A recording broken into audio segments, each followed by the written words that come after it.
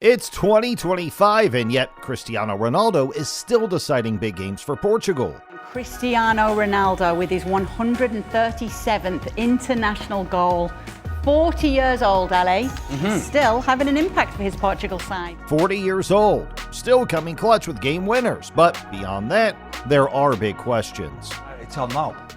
But somebody has to take you aside and have the stomach and the guts to do it and say, will a 41-and-a-half-year-old be able to lead the line in the 2026 World Cup for one of the most talented? This is Cristiano Ronaldo's reality. Has age finally caught up to him? Can Ronaldo still be the main man for Portugal even at 40 years old? Is Cristiano Ronaldo still good enough for Portugal? Hey, before we get into that though, be sure you hit that subscribe button down below. Against Germany, he was the difference. 40 years old and still hitting personal bests is incredible. That win against Germany was Ronaldo's first against the Germans after 5 successive defeats. The first time Portugal would beat Germany in over 25 years, and to top it off, the goal was the winner to send Portugal into the final of the Nations League. But getting into it then, is Ronaldo still the guy for Portugal? To understand this, we need to look at it from two angles, or in this case, what he brings to the national team and what they are without him. With Ronaldo, Portugal has a goal-scoring machine. As of this recording, Ronaldo has played 220 matches for Portugal, scoring 137 goals and 37 assists. For context, most players don't even make 100 appearances for national teams. Ronaldo's record here is insane, and even in the current season, he's still got that unending desire to keep scoring goals. 7 in the Nations League for Portugal after that winner against Germany, the most for his national team, and second in league behind only Viktor Gyökeres from Sweden with 9. It's hard to look past the goal with Ronaldo because of how many there are. With 137, he holds the record for the most goals in men's international football history and is still going. He's been the top scorer for Portugal in World Cups and Euros, and even recently, despite his age, Ronaldo still has the ability to know where the back of the net is. It's like his muscle memory can't forget. When you do decide to look past the goals a bit, with Ronaldo, Portugal has a leader. It's the way he plays, the way he moves. He morphed into his final form years back and is still maintaining that. Cristiano Ronaldo is a player built for the big occasions, the big games. He leads this Portugal team with a mindset to win, and that's something that has a clear effect on the younger talents in this Portuguese team. I'm a lucky boy to play with Cristiano. Cristiano is an idol for you. You've grown up watching him. To then walk into the changing room and be in the same team as him, what's it like, them first moments when you meet him, and what is he like with you? João Neves here talks about how he considers himself to be a lucky boy playing with Cristiano Ronaldo.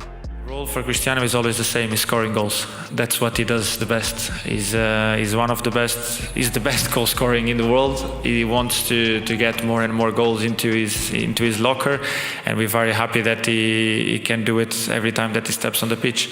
He's the top scorer also for national teams. He wants to improve that number so no one can catch him, and hopefully for us he's going to keep scoring, and tomorrow is going to be one of those days. Bruno Fernandes, captain of Manchester United and a key part of that Portuguese team, describes Ronaldo as the best goal scorer in the world, and even admits it. He knows Ronaldo wants to score more goals and help the team win more titles. The first thing is that sometimes we speak with the staff and you wouldn't tell that he's 39 years old, or you wouldn't tell that he's a player that has won everything. And I think that's a measurement. There's someone that he comes into training and he feels that he wants to be everything he does. There is a meaning. He wants to win everything. He wants to take advantage of every moment to prepare himself for the game. And I think that's the type of, you don't get a better example for a young player that he comes into a dressing room. Or even head coach Roberto Martinez. He said this about Ronaldo a couple months back ahead of CR7's 40th birthday, and the verdict is still the same. Ronaldo is the perfect example for the younger generation of Portuguese players on the team.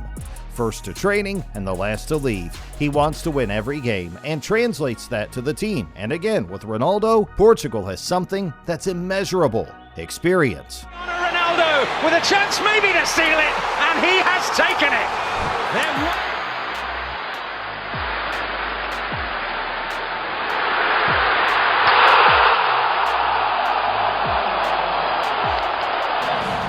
Ronaldo gets the ball in, Oliveira goes up, Ronaldo's there again! Ronaldo was... You don't buy that. You don't measure that. Ronaldo's experience is huge for Portugal.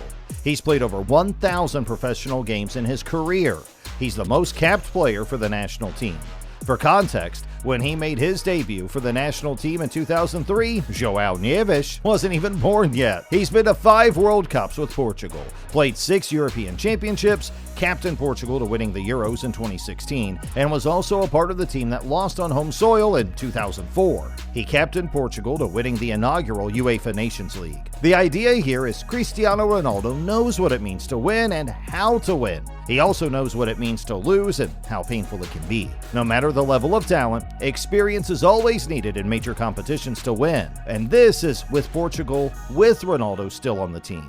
As good as this is, without Ronaldo, there's also the equal argument that Portugal can be a much better unit. Portugal are a better team with Cristiano Ronaldo on the bench. Agree or disagree? I'm going to agree with that. Yeah. And I know, it's a bit of a statement I've made there. It's not enough to just say Portugal is a better team without Ronaldo. What does he do, or in this case, does not do, that Portugal needs? It's become obvious now that when Ronaldo plays with Portugal, to get the best out of him, he has to be the center of the action. He's 40. Ronaldo won't press or chase down defenders to apply pressure high up in the pitch for the team. He'd rather conserve that energy to make darts in the box or get on the end of crosses. And while this is a good thing for him, for the team, not having a central figure who doesn't apply the press in the modern game is a drawback. It's more than that. Just watching Ronaldo, while he's clever with his movement, he's not a target man. He's not going to pin a defender and get his teammates to play. He doesn't have the pace from years back to make channel runs in behind. With Ronaldo, Portugal has to play closer to the goal and get him on the end of the action. To this end, his last 2 tournaments with the national team suggest Portugal might just be better without Ronaldo playing a starring role on the team. The 2024 Euros? To the middle, and Leao can clip it in. Bruno Fernandes slides it through. Ronaldo, what a save! Cancelo and Ronaldo hits it well. Ronaldo coming in, hits the post. Now, I have to admit it's crazy watching all these attempts and realizing none went in. Could make the argument that he was unlucky and some were great saves, but the reality is Cristiano Ronaldo registered more attempts than any other player at the Euros with 24. Heck, he even had more attempts than the entire Scottish national team. But with all of that, Cristiano Ronaldo did not score a single goal at the Euros last year. Oh, Black Brownie! Cristiano Ronaldo.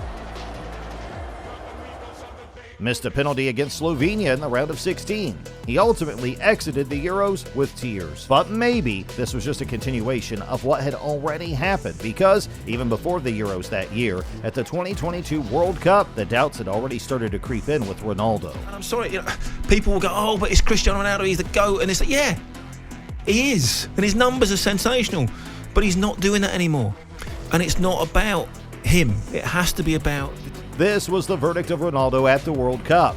He managed just 1 goal in 3 group stage games, a penalty against Ghana in the opening game. In the round of 16, the then head coach Fernando Santos made a huge call to drop Ronaldo ahead of the match against Switzerland, and as controversial as it might have seemed, it turned out to be the right one. Ronaldo's replacement, Gonzalo Ramos, leading the line, scored a hat-trick against the Swiss in a 6-0 win for Portugal. Honestly, that game wasn't just about the goals. They looked in sync.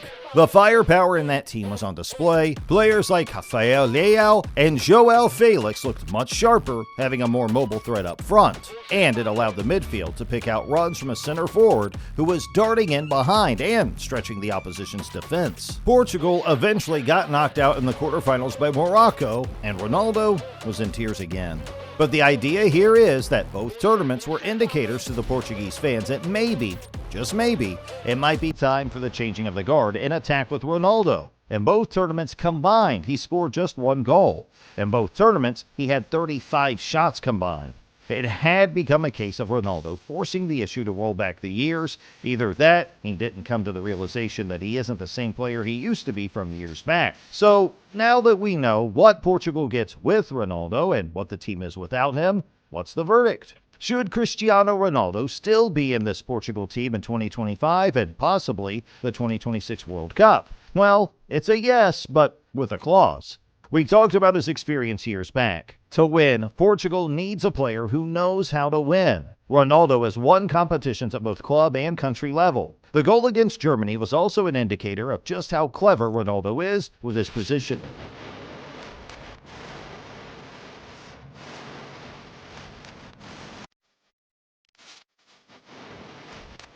Managing to stay onside and behind the ball, it's again an experience thing. But having said this, that Ronaldo should still be in the Portuguese team doesn't mean he should be a starter.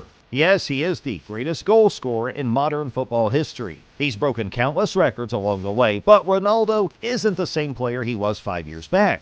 He isn't the same player he was 10 years back. When he's lost with the energy and having to condition his game, the pressing, and the pace, it's something Portugal needs. They have got options in that central attacking role. Players like Gonzalo Ramos and even Diego Jota are more than capable replacements. Ultimately, Cristiano Ronaldo is a legend of the game, but even legends can't outrun time. He's still very important to this Portugal team, but probably not as a starter anymore.